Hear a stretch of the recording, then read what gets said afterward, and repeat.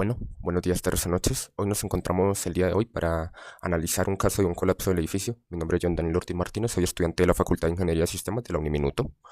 Y bueno, vamos a hablar de este caso punto por punto, vamos a analizar sus características, vamos a analizar los datos y también vamos a sacar conclusiones de esto. Y también otra cosita es que vamos a hacer cálculos de esto. Vamos a empezar por la justificación de la utilidad de las medidas estadísticas. Las medidas estadísticas son muy importantes para abordar este caso por muchas razones, aunque específicamente voy a nombrar algunas. La primera es la cuantificación objetiva, la cual nos va a permitir expresar numéricamente fenómenos complejos como la resistencia del suelo y la actividad sísmica. La segunda, la identificación de los patrones, lo cual nos va a facilitar la detección de tendencias y relaciones entre variables que no sean evidentes mediante la observación simple. La tercera, la evaluación de los riesgos, lo cual posibilita calcular probabilidades de concurrencia de eventos sísmicos y sus potenciales efectos. La cuarta es la toma de decisiones, lo cual nos va a proporcionar una base científica para diseñar estrategias de mitigación fundamentadas en datos reales. Y la última es la comparabilidad, lo cual nos va a permitir contrastar en este caso con otros similares mediante parámetros estandarizados. Y pues en este caso específico, las medidas estadísticas nos ayudarán a comprender las relaciones entre las características geotécnicas, la actividad sísmica y el colapso estructural. Y aquí también vamos a hablar de lo que es el análisis de la población en la zona afectada. Y aquí vamos a revisar el siguiente documento. Nos va a mostrar el número de habitantes en la zona afectada por el colapso del edificio en los últimos 5 años, las características geotécnicas y los registros de eventos sísmicos sobre el edificio colapsado. Ahora aquí, según los datos proporcionados, tenemos la siguiente información sobre el número de habitantes en los últimos 5 años, del más reciente al más antiguo, que en el más reciente podemos ver que habla de 10.000 habitantes. En el segundo año, 11.500. En el tercero, 12.200. En el cuarto, 10.800. Y en el quinto, que ya es el más antiguo, 9.900 habitantes. Ahora, si calculamos las medidas estadísticas, para hallar la media, si sumamos el número completo de habitantes de los últimos 5 años y lo dividimos por 5, o sea, si le sacamos un promedio, ahí tendremos un valor de 10.880 habitantes, ¿sí? Y ahora, si calculamos lo que es la mediana, podemos tener en cuenta que 10.800 habitantes es el valor central cuando ordenamos los datos y nos podemos dar cuenta. Y pues en la moda, si tenemos en cuenta la información, no hay un valor que se repita. ¿Por qué? Porque todos son únicos. Y si hablamos de la desviación estándar, ¿de cuánto es? Sería de un aproximado de 921.41 habitantes, lo cual ahí podemos observar fluctuaciones de la población, con un pico de 3 años de 12.200 habitantes y una tendencia descendente en los últimos 2 años. Esta variación demográfica podría estar relacionada con lo que es una percepción de riesgo sísmico en la zona. Y ahora vamos con el tercer punto. Si hablamos de las medidas de tendencia central y dispersión, de la resistencia a la compresión del suelo. Aquí tenemos los siguientes datos, que son algunos de los que les acabo de mostrar en el documento. Aquí que podemos ver los datos de resistencia a compresión, lo cual está calculado en megapascales. Y también podemos ver los cálculos de medida de tendencia central y los cálculos de medida de dispersión.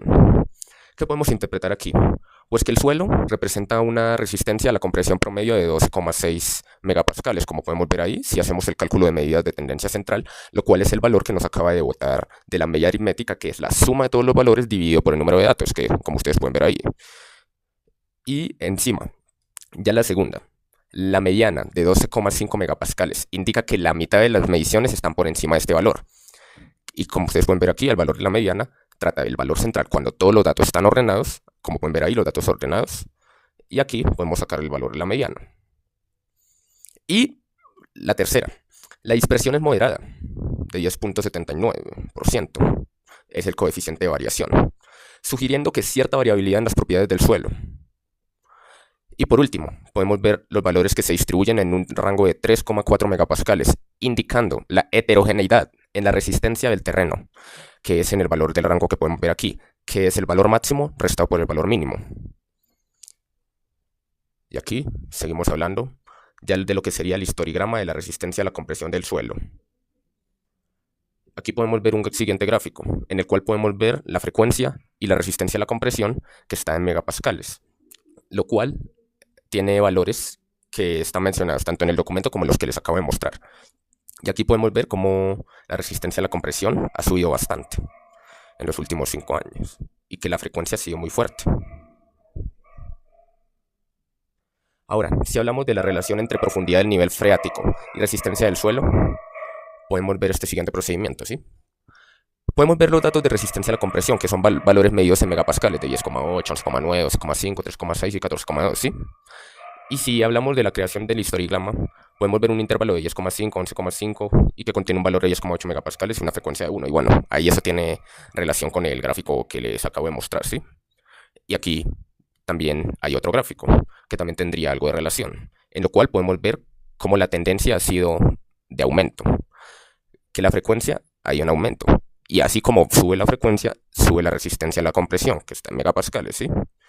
Y también ahí podemos ver cómo este gráfico de dispersión se muestra aquí y que muestra más clara la información. En lo cual aquí que podemos ver que la mayoría de los valores de resistencia, que son un 40%, se concentran en un intervalo más alto de 13,5 a 14,5 megapascales y que el resto de valores se distribuyen uniformemente en otros intervalos.